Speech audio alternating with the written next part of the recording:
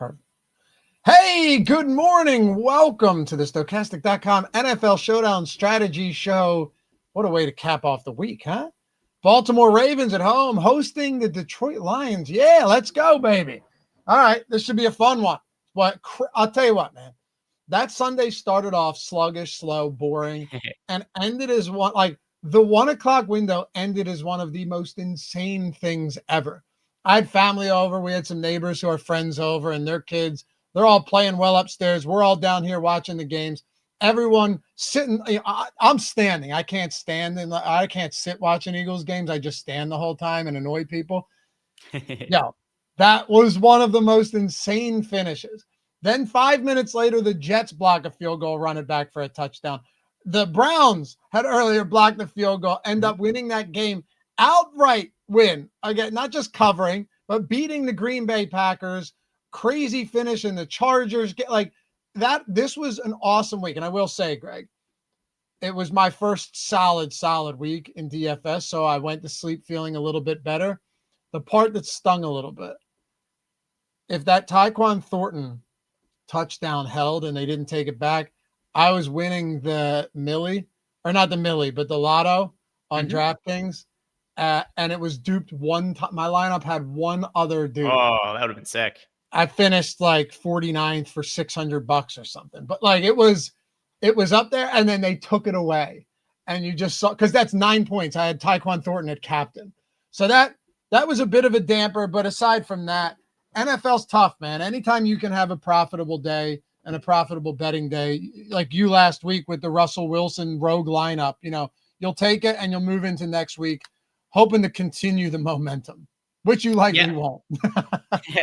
Yeah, I also felt like everything kind of worked for me this weekend. I didn't sleep at all on Saturday or Sunday, so I was up super early in the morning. I was live betting Asian tennis tournaments, which went really, really well for me. And then for yesterday, Ben and I are going back and forth because I'm trying to match him with dumb shit that I end up betting. So that went well for me. But then also for DFS, I profited on FanDuel, DraftKings, and Owner's Box on the main slates for all the sites. And then I also profited on Showdown last night. So kind of across the board, I was pretty pleased with all of that. And then you somewhat buried the lead here, which I thought was the coolest thing that happened this weekend. You and Ben collaborate on a parlay that you post to Tails. It's a 4-leg touchdown parlay. You guys win it. So you're like, let's cook up another one for the Sunday Night Football game. And you guys won that one too. It was Cam Scott who parlayed with Tyquan Thornton at like 14-1 with the boost over on FanDuel. So you guys won 2 pretty big touchdown parlays. Yeah, man, that was a lot of fun. Those were over on Tails too. If you guys aren't there yet, I'm telling you, it's a lot of fun. It's all free too. Like all of my bets are free. All of Greg's bets are free. Ben has an awesome premium package where he goes with some wild stuff that you should check out, but he posts a lot of free bets on there as well. A lot of our guys do, man. I also, Greg, just to throw it out there, if we're talking about not burying the lead, I told you guys, I always try and put my money where my mouth is, right? And if I'm going to talk about A.J. Brown, which I had a shot at taking down the 3-point stance with an A.J. Brown lineup with Jalen Hurts. But this one was a lot of fun. This is one for today. If you guys haven't checked that out yet for tonight. Where is it? Okay. So I said 50 likes on this one, which hit Jaylen Warren over 19 receiving yards. And you guys crushed that. And we'll unlock my favorite ladder play of the week. We laddered A.J. Brown up to 100. Dude, he had 0 receiving yards at halftime. I'm like, I'm going to look like such a moron. And then they go nuts. I selfishly laddered. Of course, it was 60.5, 80, 100. I selfishly laddered up to 110. And he finished with 109. But still, clearing the 60, 80, and 100, you'll take it all day. This just makes football fun, man. Guys, I'm telling you, hang out, have some fun. It's so fun. Oh, and one more thing, Greg. You'll love this.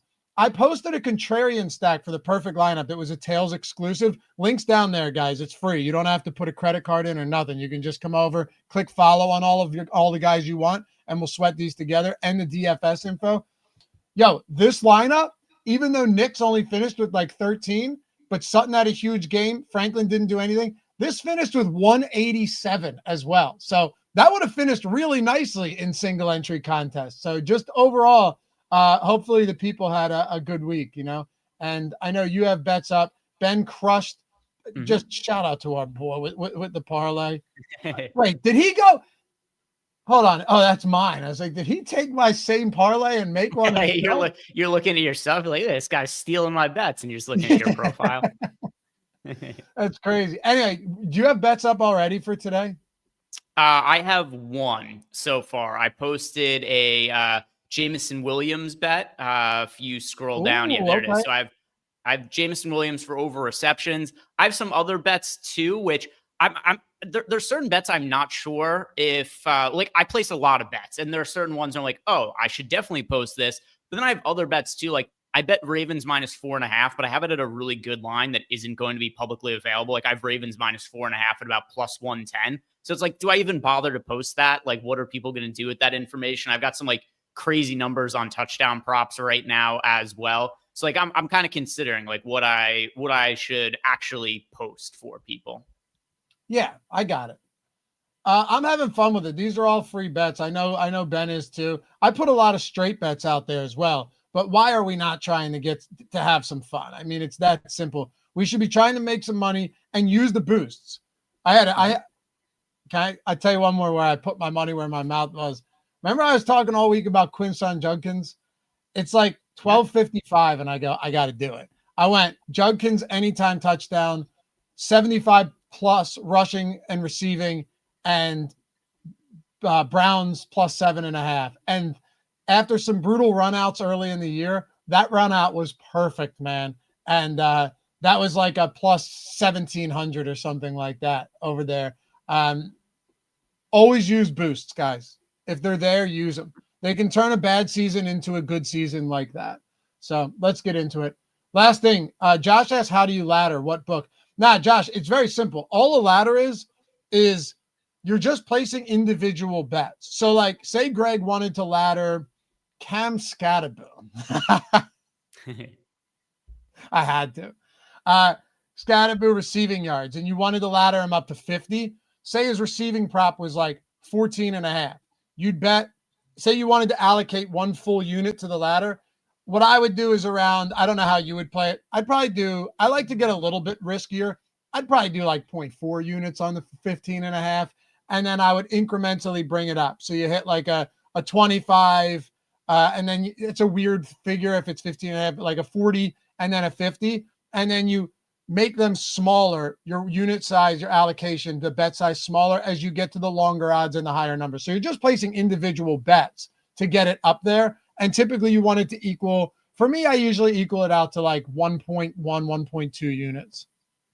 On Cam Scatterbill, by the way, there's one guy who has sent me probably on average 5 tweets per day where he just tags me and it's just like, what do you think about Cam Scatterbill? He messaged me so many times. I just check my notifications, just this guy over and over again. Like, you have to love it though. You have to love living rent free in his head. Like, it's because you're not thinking about it. It's all he can think about.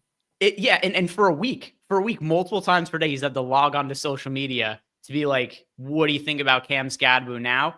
And it's like, not as much as you think about it. Right. Yeah, Josh, it's not a parlay. It's the same guy. So you're not going to parlay the same guy to have, if you, in that case, you just go ahead and go straight to the top rung of the ladder. Just bet the 100 plus, right? The whole purpose of a ladder is to still be able to have a good day betting that prop. If he goes for 80 instead of 100, right? Say his prop is 58.5. and you bet the 58.5, the 70, the 80, and the 100, if you still get him and he finishes with 85, you're still profiting, right? The 100's just the cherry on top. So that's the way to look at it. It would be crazy if the books just let you parlay somebody to have 75 plus yards with 65 plus yards and 55 plus. You just have some like insane number at the end. Right. It's not just correlated, it's the same bet. Yeah, Chris, that Thornton one was tough, bro. But anyway, let's move on. Have some fun here. Happy to have you guys here. I hope you guys had a great Sunday. Whether it be it with family or winning some bets, sweating some DFS lineups and winning them Here's the good news. If not, we can get it all back today. That's the mentality, right? Hit There's that always thumbs another up. slate. Yep. Always Atone another for your slate. sins. Tone for your sins this fine morning, or as that one fella astutely pointed out, tone for your sons. Hit the thumbs up, subscribe to the channel. It's free. Leave a comment down below as well, guys. And I guess Josh will do a perfect lineup with me today. We'll do the showdown perfect lineup. So yeah, check that out. We'll give away a free week of The Sims. I have a question for you. Out of the gate for this slate, right? Okay. And I know, like, whenever it's a Lamar slate, it becomes a little easier, although he's not running for touchdowns in goal-to-go situations nearly as much as he used to. What do you think will be your highest-owned captain today? Ooh. Well, first thing I want to do is just go ahead and look at the Sims here, just so I have this on screen so people could see what the exposures are from the data and what some of the ownership is. So one thing that does stand out here immediately, we do only have Lamar projected for 20% captain ownership. That I'm fairly sure is going to come up. I think he's going to be higher on that in the captain spot. I think we're going to see closer to 30%. He always ends up being uber popular in these kinds of games. Maybe it's a little bit different because there's so many high-end skill position players. Like you've got Derrick Henry, you've got Amon-Ra St. Brown, you got Jahmyr Gibbs. So maybe that spreads it out a little bit. I'll tell you what I want to do though, Loughy. I want to go a little bit cheaper for the captain today because there are so many good high upside skill position players in this game.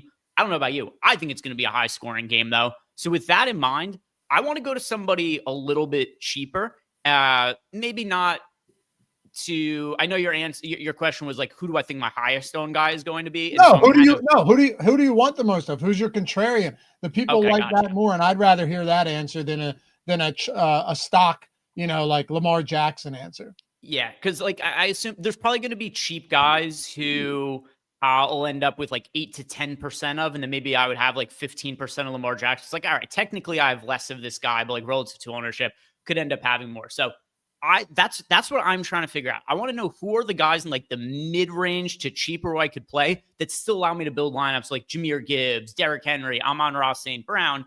And there's a couple of guys that stand out to me in that kind of scenario, but one that I really do want to be getting to is Mark Andrews, who early on last year, there was the takes of, all right, Mark Andrews, he's washed because he got off to the slow start to the year. He's coming off the ankle injury. And he has also gotten off to a horrific start to this season from a fantasy standpoint. Week 1, 1 catch, 5 yards. Week 2, 1 catch for 2 yards. So I think you're going to get almost no ownership to Mark Andrews in those multiplier spots. But it's the exact same thing that we saw happen to him towards the start of last year. And then all of a sudden he got rolling. He scored touchdowns like the final 7 games or something like that of last year's season. Obviously not a safe pick, but he is so far priced down from where he normally is in Mark Andrews. So I like him as somebody who's going to be contrarian, who I do think carries touchdown equity that is going to differentiate a lineup and then also save salary to let me pay up for a lot more studs in lineups. I don't hate it.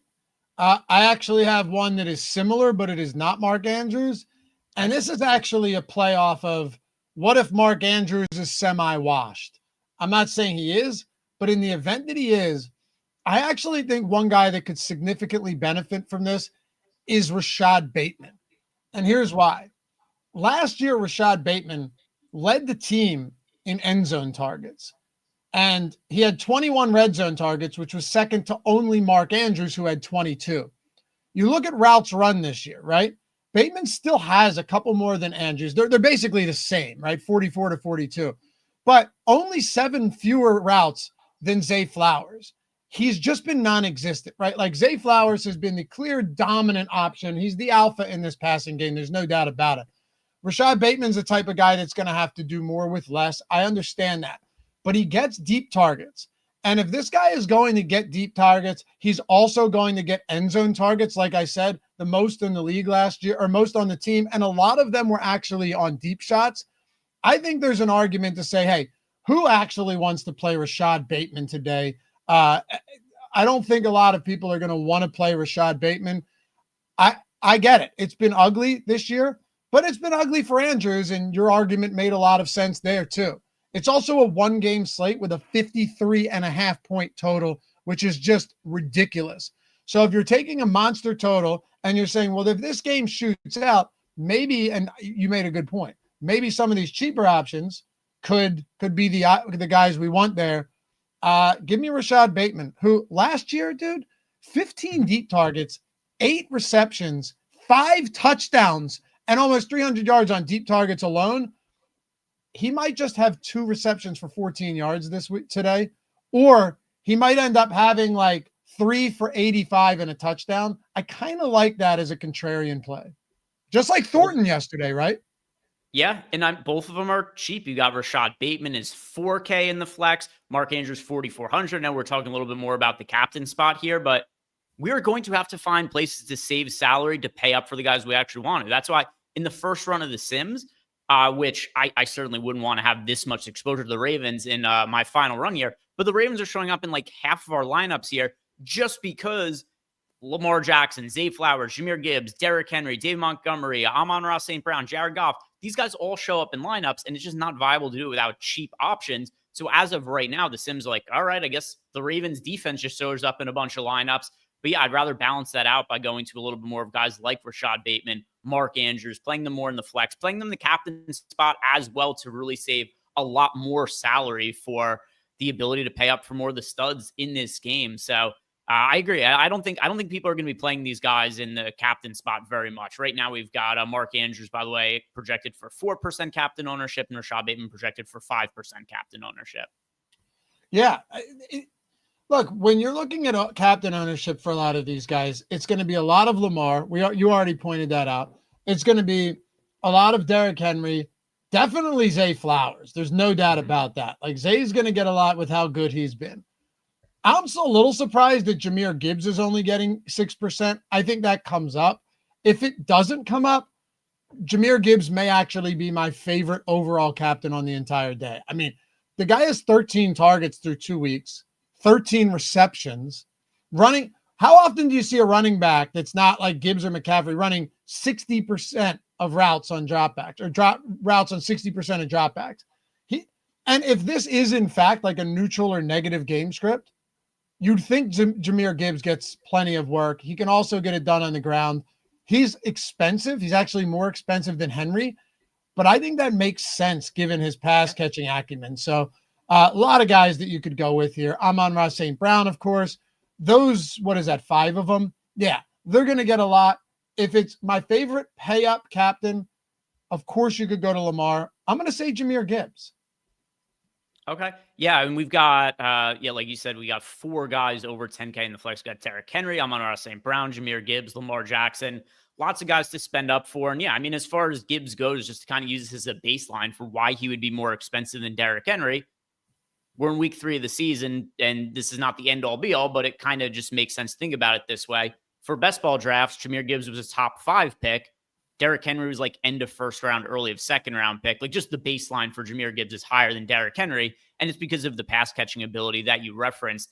Another thing as well with Jahmyr Gibbs and the Lions offense and why he gets as much pass game work as he does, they have just an absurd amount of talented guys. No, all of a sudden, like, Tesla looks like he is crazy athletic and talented. So they have too many talented players to really give the ball to in a reliable way. We saw Dan Campbell last year said at one point, I think it was last year, Sam Laporta had a couple weeks in a row where he had like 2 and 3 catches or something like that. A reporter asked him about it. He was like, look how many good guys we have. This is just going to happen. Some days really good players are not going to get to touch the football because of how talented we are. So as a result, you have some of these scenarios where it's like Jahmyr Gibbs, hey, you're going to line up as a wide receiver on this play. You're going to run out of the slot. Or Amon-Ra St. Brown, we're going to give you an end around. It's just trying to find creative ways to get really talented guys the football. And then not to mention, they've got somebody like Jamison Williams, who kind of becomes an afterthought at some point, and he just signed a massive contract. And he's somebody who at any given moment could have like an 80-plus yard touchdown. Yeah, exactly. And I'll do you one further.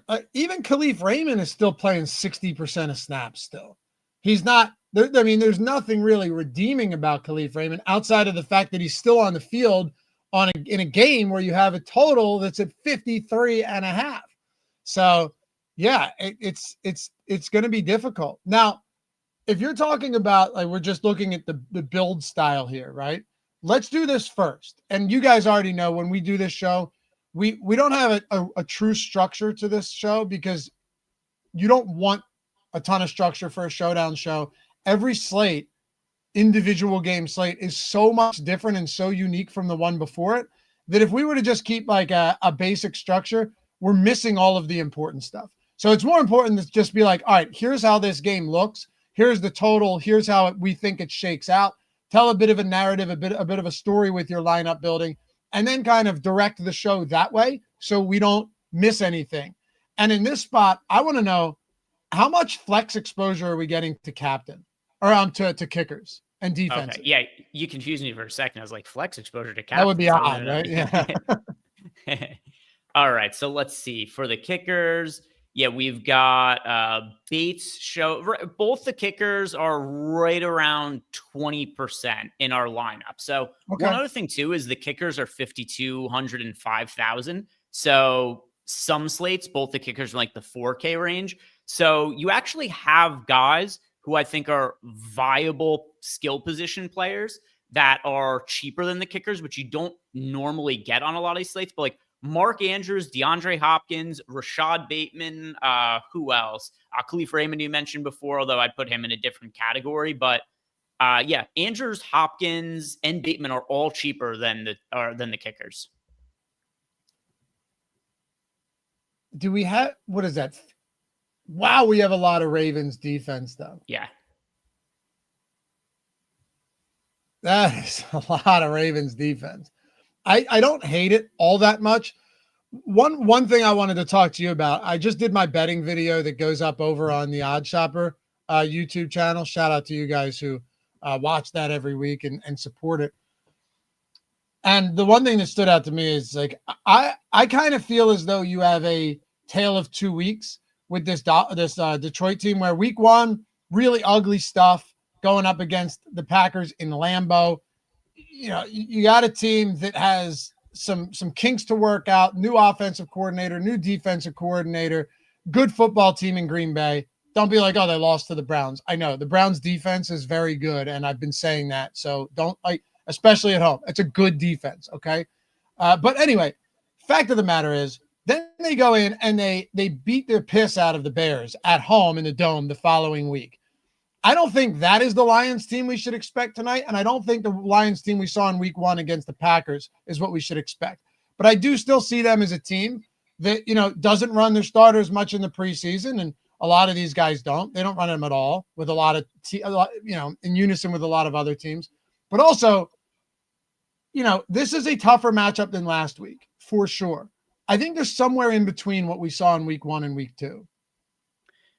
Yeah, that makes sense. I mean, they looked really poor in week one and I mean, Ben Johnson was such a pivotal part of what they did on offense that, you know, it makes sense there'd be a little bit of an adjustment period. But yeah, they did look wildly different week one to week two, where one team looks like a non-playoff team, another team looked like a Super Bowl contender. So it's like, which direction is this team going to, you know, ultimately end up going in? But yeah, I think the Lions are going to be fine going forward. I think that last year is going to be the best chance that they've had to win a Super Bowl, that they're going to have to win a Super Bowl with this core of players, though. Yeah, as long as they stay healthy. Another weird thing that is that the Lions offensive line lost two key starters over in the offseason. How much does that impact them? Goff saw pressure 38% of the time in week two. In week one. In week two, it was only 13% of the time. Again, it's a tale of two matchups. You got Micah Parsons and company in week one in Lambeau, and then this Bears defense that is proving pretty inept. I know yesterday they were better, but CeeDee Lamb missed basically the entirety of the game, and that Cowboys team just sucks ass. So there's that. This is Baltimore at home. Do you know what Lamar Jackson's all-time record against NFC teams is? I would assume pretty high, because he only plays them in the regular season, and his teams have pretty regularly had crazy good regular season records. So, like, I'd have to figure out in my head. Like, I would guess he's won 75% of the games. It's a good guess. It's more than that, though. 24-4. Pretty damn good. That's pretty good, right? Now, recent losses actually at home were the Giants. That was a really weird game, though, where the Giants had this miracle win late with a Lamar fumble and stuff. And then you had Eagles go out and beat them as well. So there's that. And that was just a dominant Eagles team. So that makes sense. But yeah, man. Someone asked about rain. The rain's gonna there's or the weather. There's a little bit of rain, I think, but nothing too concerning. What did you just have on the screen? Oh, I just wanted to shout. It's funny that the weather came up. Somebody asked me about the weather in the Dallas Chicago game yesterday, and I was thinking the game was in Dallas. I was like, "There's a dome. What does it matter what the weather is in Dallas?" And then I got, rightfully so, got flamed in the comments. So I was just thinking about that when we got asked about the weather for tonight's game. But anyway, we had Eric in the chat here saying tools are absolutely crushing. Single lineup sim with just clicking complete this lineup. Landed with 177.52 fantasy points on DK. If you're not a member by now, I don't know what you are waiting for. Yeah, we had a ton of naked Marcus Mariota lineup show up, even in the, not just the, like, yeah, if you just use the optimizer and played our optimal projections, see you had a running back, a running quarterback who ended up having pretty decent rushing props, who was the flat min at 4K against the Raiders yesterday. So yeah, single lineup sim, if you were just optimizing and building around projections, you were going to land on a good amount of naked Mariota.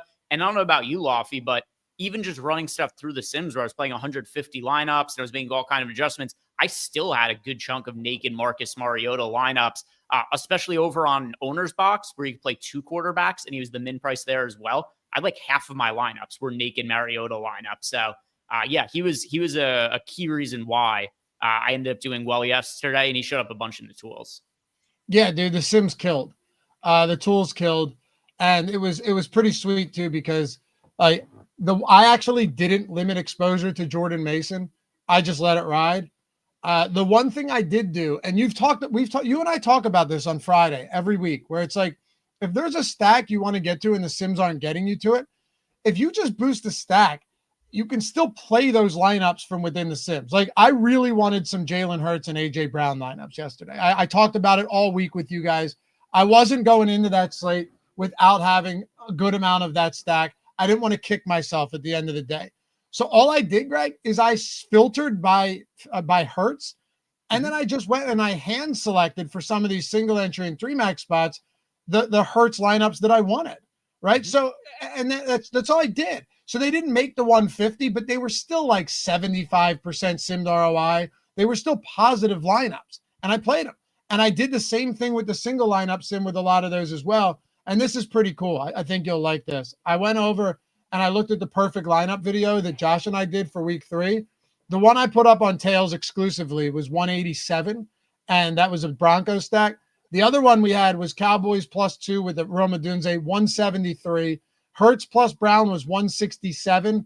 And then the Bears one had Lamb on the other side and Komet, 150. But if that's the worst lineup we had this week, building all of them out with the single lineup sim, me giving the stack, Josh running the sims, I'll take it, man. This was a fun week. Yeah. I mean, any week where a lot of us end up being profitable is going to be a fun week. And then also, not to forget that we also had a Millie Maker winner yesterday, and Morgan. I just interviewed him 3 weeks ago, and it was phenomenal. So let me actually show. Yeah, I mean, you'll see a lot of these winners on screen right here. That's Morgan's lineup on the left. That is the Millie who won over on FanDuel. By the way, I asked him. I was fairly sure what the answer was, but just because it wasn't included in the screenshot, and I'm sure people wanted to know what the rest of the lineup was. He did have the Vikings defense, which, not massively surprising. They had 2 touchdowns. And then it was Roma Dunze in the flex spot there, because I'm not sure if that's showing up on screen there. So he had Caleb Williams, and then he had Jonathan Taylor. He had Mason, and then the pass catchers there. He ended up having Nico Collins. It was Garrett Wilson, Ricky Pearsall, who's also somebody who, another reason to watch a show like Live Before Lock. I don't know about you, Love. It's not to say that, I wouldn't have wanted to play Ricky Pearsall, but obviously the situation drastically changed when Juwan Jennings was unexpectedly ruled out. And then all of a sudden, Ricky Pearsall projected as the best value play on the entire slate for us at wide receiver in our projections. And that wasn't even a consideration in the morning. At the time I was doing my portion of the show in the morning, wasn't even really a consideration for me. I think I built one Mac Jones lineup that had Ricky Pearsall as a stack option with him, but it wasn't because I thought Jawan Jennings was going to be out. I was just like, I think this is reasonable. And then the situation totally changed. So, Morgan updating his lineups close to lock, taking advantage of the projection changes, landed on Ricky Pearsall there, and won $1 million for it. Hey, and by the way, that is not you don't have to get crazy weird. That is not a crazy weird lineup. Like, no. Ben's favorite thing to do, and Morgan, shout out to you, man, if you're still in chat. Morgan and I interviewed Morgan when he took down the main event for MLB. It was in late August, I think like the 26th of August that contest was or whatever. And we did, he was awesome. We sat and talked for like an hour and a half once the recording stopped. So happy for him. I don't know if he needs any more of this, but same with Gizmo, who took down 50K as well. And Gizmo and I talked a month or so ago, and he's been on a massive heater. So all these awesome wins. But I did want to point out something Ben always says, and I think Morgan would probably agree with this. Williams, Taylor, Mason, Pearsall, McBride, like none of these guys were contrarian options. What's awesome is you take Collins and Garrett Wilson, who aren't getting a lot of ownership. This is something to keep in mind going forward. Ben always says, hey, why would I not want to get leverage on the field with really good players who aren't getting owned?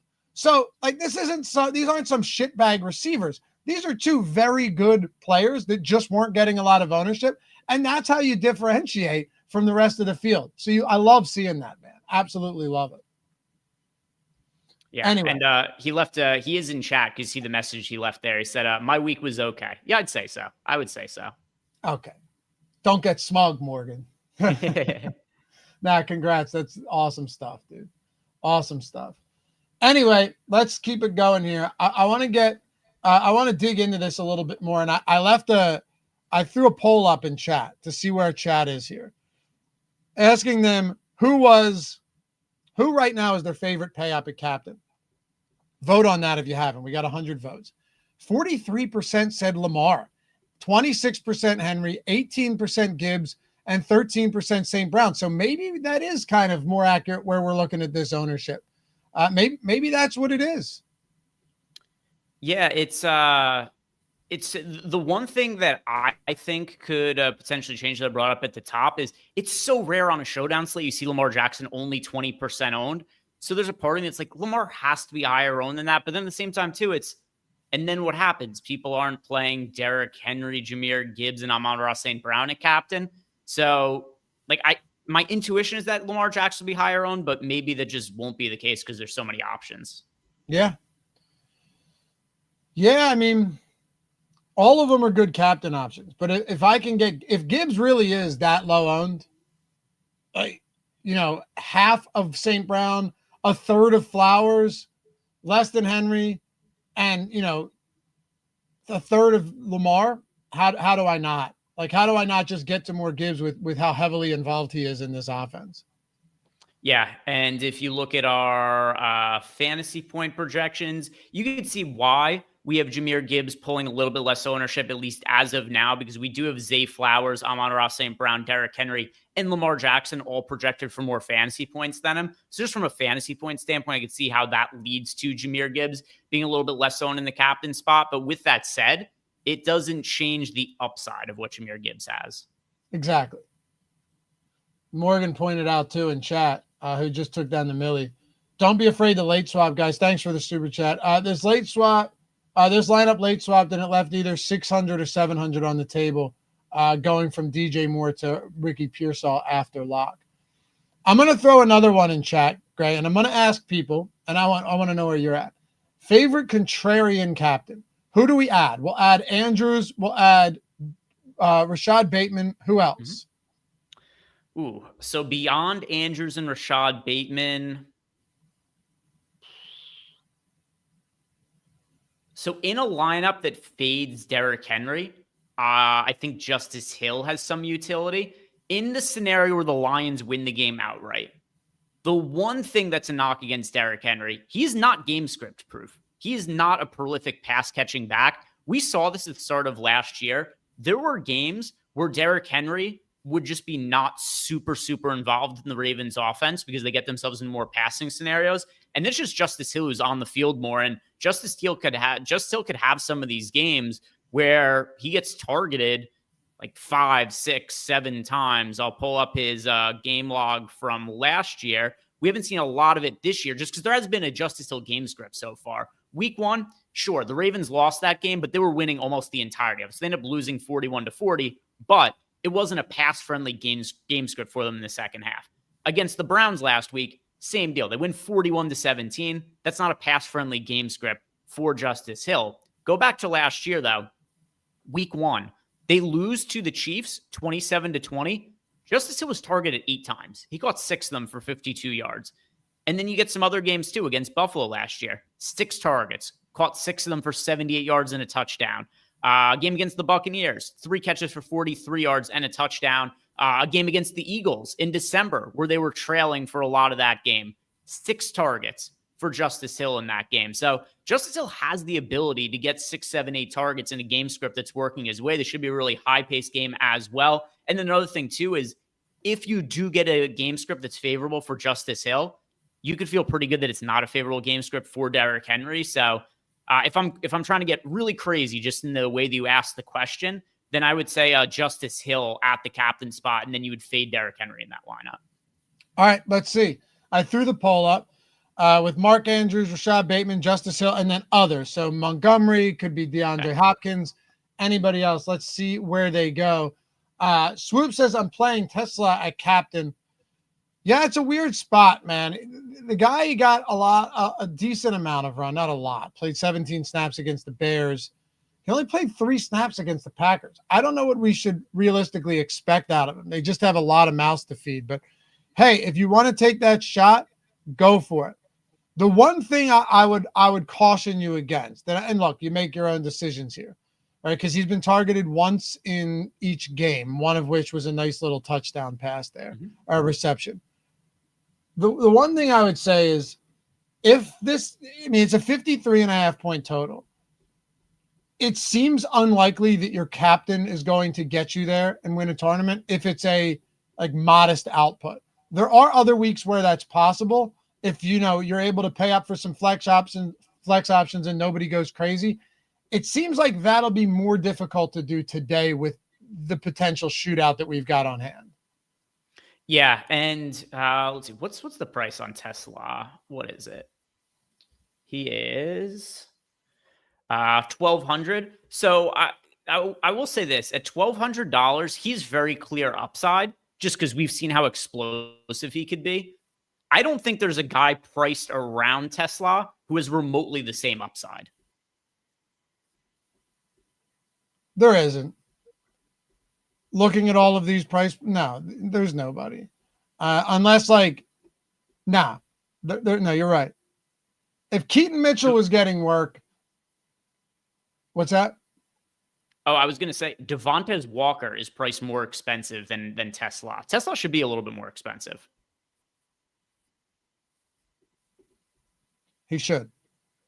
Yeah, the only concern with him, and I agree, probably should be more expensive just because people are going to play him at that price point, is you still have Jameson Williams and Amon-Ra St. Brown and Gibbs and Montgomery and Laporta and even Khalif Raymond, not to mention the Brock Wright style stuff they throw in there. There's so many different players in that offense, just so many. And it's a more difficult matchup. So am I saying that he can't get there? No, I just like Tesla better at the flex spot than I would at captain. I like him at flex. I don't really think I want to get to him at captain. Looking at the boom bust tool too, or the top single game and showdown plays tool, Greg, if you look at what we've got here at the top, where, by the way, this tool comes, if you were looking to become a premium sub, it's not just the sims and the single lineup sims, the late swap tool, ownership, top stacks tool, player projections, and the boom bust tool. But this top single game and showdown plays tool is super helpful and valuable. Use this as a guide to see where the field is going and where you can get leverage over the field. In this instance, we still have Lamar Jackson positively leveraged at captain, Greg, like 34% top play probability with 20% captain ownership. St. Brown as well. We have Gibbs positively leveraged at the captain spot. Flowers is the one we don't. which is very interesting. Same with guys like Jamison Williams. And, looking at Rashad Bateman and Andrews, not so much there. But then you look at utility ownership. Jackson, Goff, Henry, Flowers, St. Brown. You have to come all the way down here. 14% Isaac Tesla. I think that's probably where he should be if we're being completely honest. And the tools agree with me because he's 14% optimal in the utility. Yeah, we've got Tesla $1,200. It's the hardest part is, like you said, there's so many weapons. How much playing time, how many targets could we reasonably expect from him? I think there's a lot of teams where Tesla would be like their second or third receiver with an upside to be something. They just have too many good guys as of right now. Maybe something like this also makes sense. I haven't looked at what some of like the alt lines are for him or anything like that. I see Jimmy DiVirgilio said that Tesla 2 for 2 for TDs. Want to throw him into a pick six lineup. And yeah, DraftKings Pick Six is the sponsor of the show. If you guys haven't checked it out, the first $5 that you play there in lineups, you're going to get $50 in additional lineup set bonus money there. So something to take advantage of. But yeah, maybe with somebody like Isaac Tesla, the better angle is to look at some of his like alt lines or like TD prop or anything like that. Because I assume that's probably a pretty wide line. That would be the way. Yeah, that's probably the way to do it. Yeah. I did bet a Rashad Bateman anytime touchdown today as well. So we'll see where that lands us.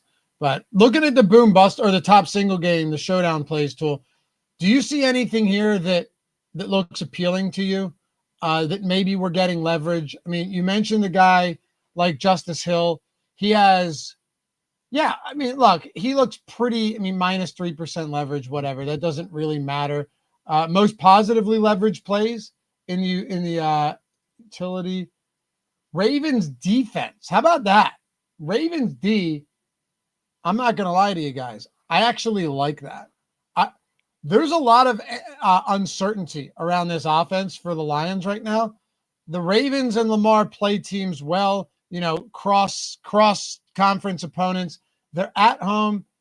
Man, with this total, assuming they really are only 7.6%, I completely understand what the tools are suggesting here, Greg, saying, hey, you should at least get some Ravens defense in your lineups. And we've got them as the most positively leveraged, I'll call it, spot on the entire slate. Yeah, there isn't kind of a talking about we had before. There isn't a real clear, safe way to save salary for today. And there's a lot of guys who want to pay up for. And then even the other guys that you and I have talked about that we like for salary savings, like Rashad Bateman, Mark Andrews, they're both over 30% owned. And the difference is the Ravens, they have single digit ownership. So I get it from a Sims perspective. I don't want to have as much of the Ravens as we're getting in the Sims, where they're showing up in 50% of lineups. No, but you don't need to, right? Yeah, but it's definitely a viable play. Yeah. What an interesting slate. I mean, if this does pop off and go crazy, whoo, I don't know what to make of it. And Jim mentions that Ravens defense is getting lit up tonight. Yeah, Matt Buke and Van Noy both being out. The Lions have some struggles defensively too. They're dealing with injuries as well. The Ravens, at the very least, got back to what should be a healthy secondary today. So that's important here. The funny thing is, it's like one or two defensive players can make an impact, but it's not enough to where you just assume that they're going to fall off a cliff. Spags brought up the actual numbers on the Showdown Strategy show that we did on Thursday. And yeah, it makes a difference. It's not to say it isn't impactful that you don't want these guys, but it's not as impactful in the sense that like now they just will be incapable of getting to the quarterback. And again, the Detroit Lions offensive line is not what it was. I mean, this was a preeminent offensive line just 1 year ago.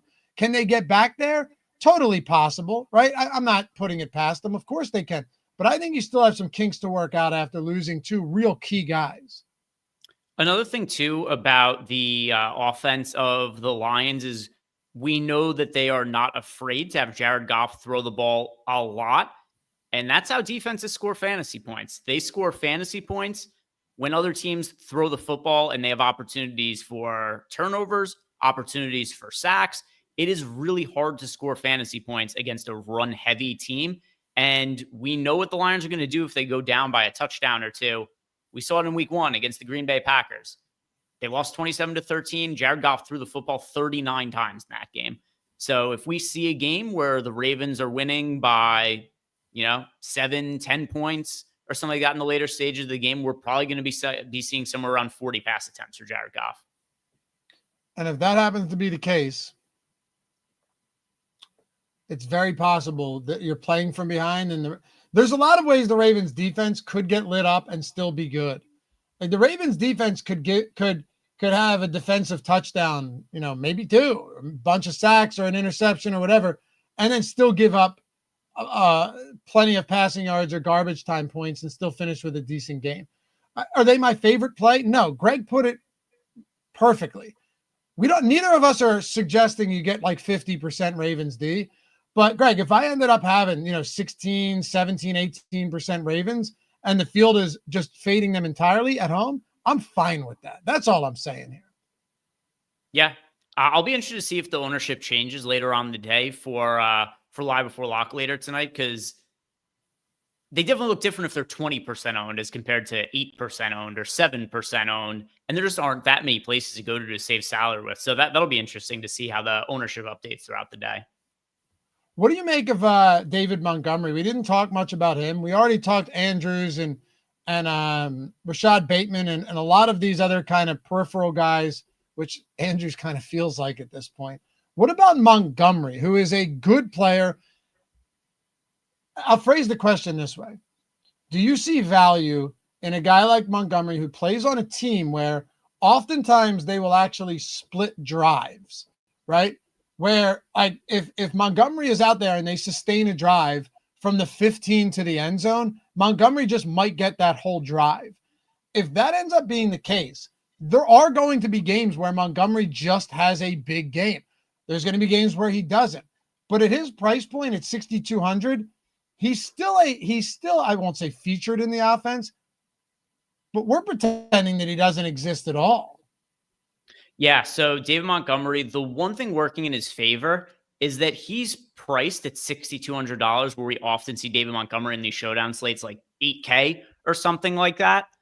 The other side of David Montgomery, though, is there are so many high upside skill position players that while he's in play for me, I don't want to be prioritizing him. He is so touchdown dependent in a way that a lot of other players in this game aren't. Like Jahmyr Gibbs could have 70 rushing yards and 5-6 receptions for a handful of yards, have a good game. You got Amon-Ra St. Brown. He could have 7-8 receptions, have himself a good game. Zay Flowers also. Lamar Jackson, it goes without saying, he's one of the best fantasy players that we have at any position.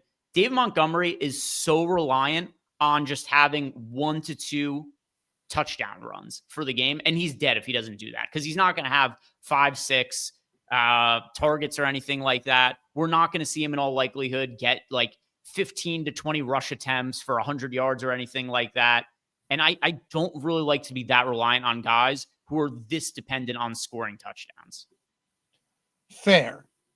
Counterpoint. He scores a shit ton of touchdowns.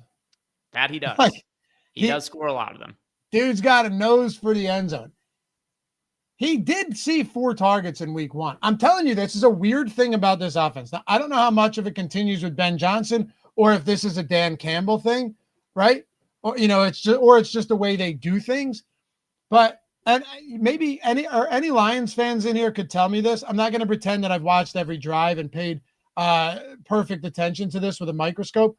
Are they still running are they still rotating Gibbs and Montgomery on drives? Have we seen any of that? If you guys could let me know in chat, super helpful. Because if that is the case, then I think Montgomery just has standalone value. I agree. You need some of those touchdowns to get where you need to go. The silver lining is in week 1, 15 total touches. 4 of them came on targets when they were playing from behind. They could play from behind today. This game also just could shoot out. He had 12 touches last game, and they really didn't need him super late when that game was a blowout. Gibbs saw fewer touches and fewer snaps, I should say, as well. So Yeah, that Cookie says yes. JB Hughes says Lions fan since well, G Money, there you go.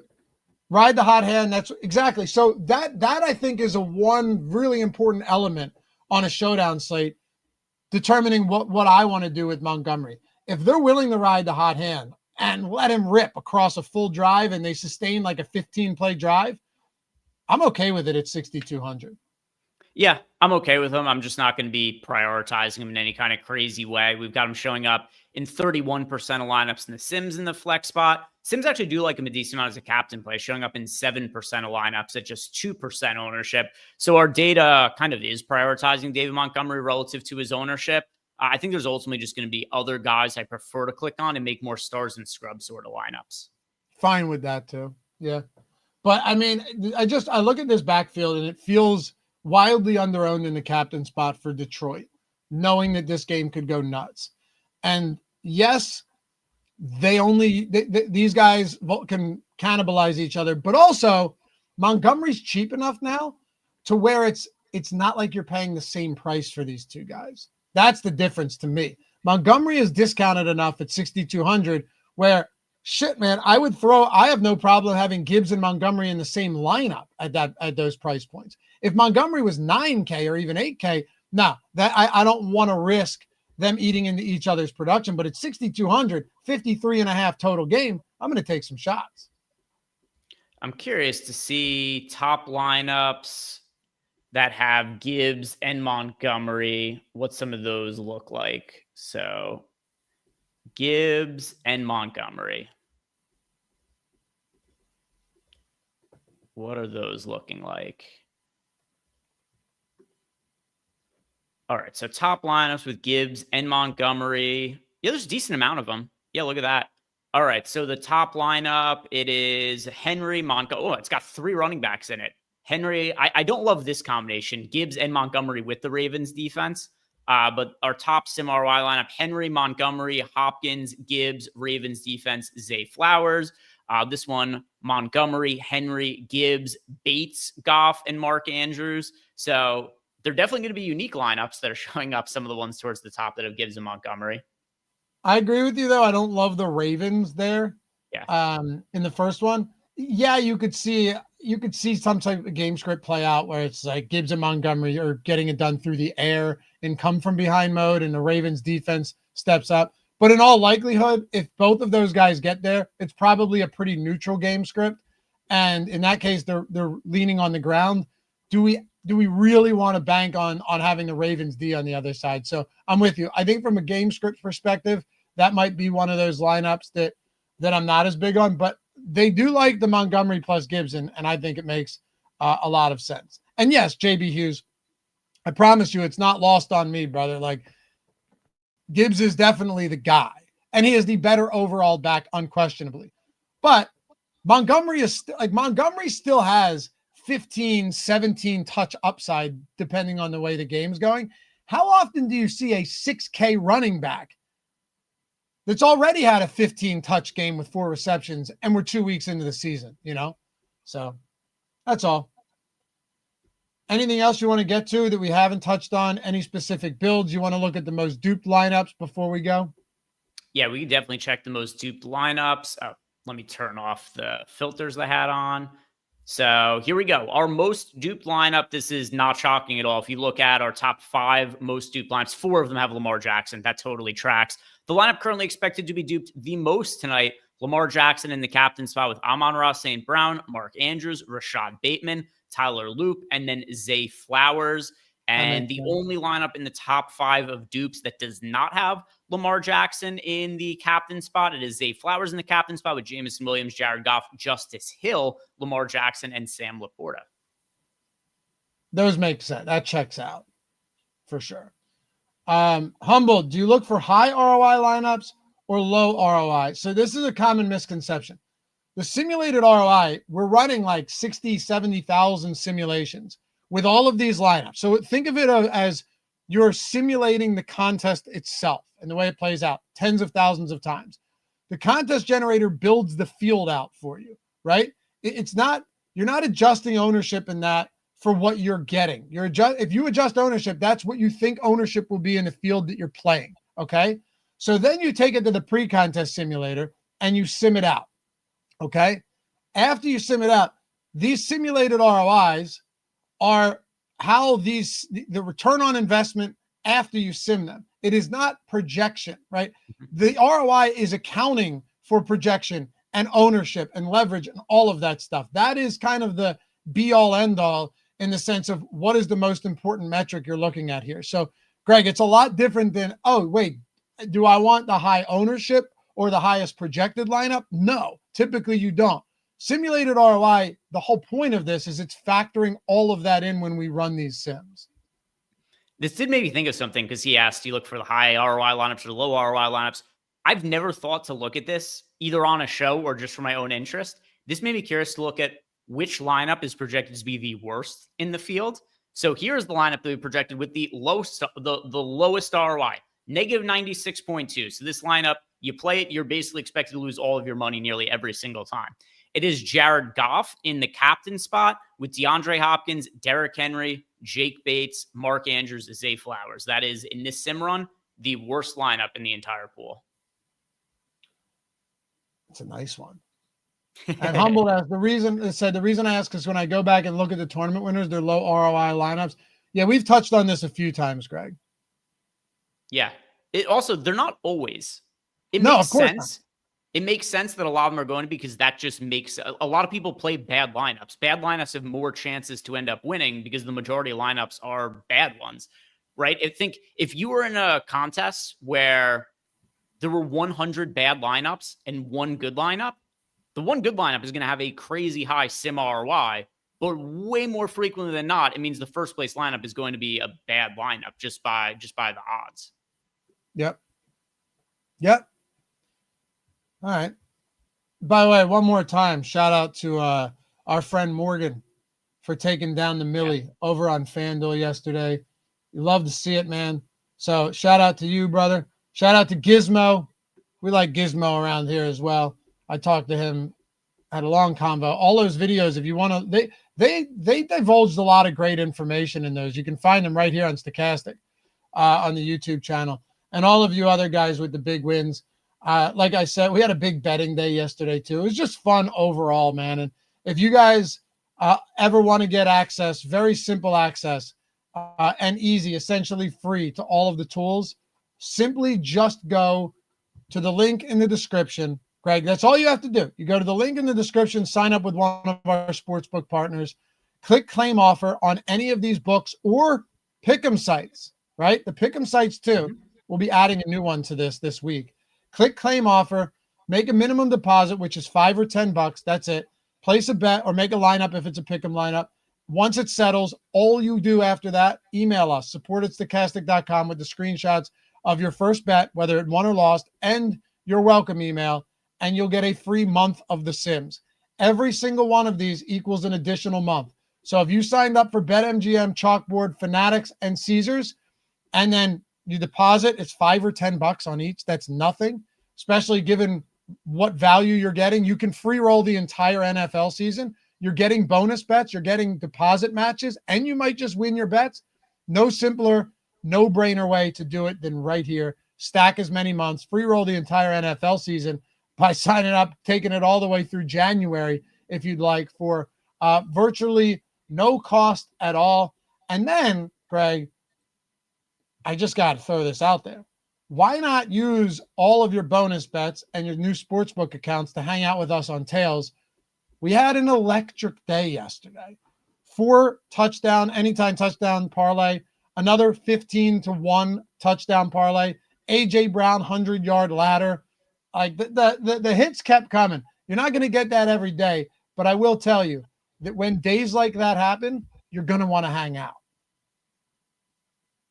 Yeah, and it's free. Tails.bet. Download the app, turn on notifications so all of those bets get sent directly to your phone as we post them, so you get the best numbers possible. Anything else, Loughy, or should I read off the telephone numbers? No, let's make it happen. Appreciate you guys.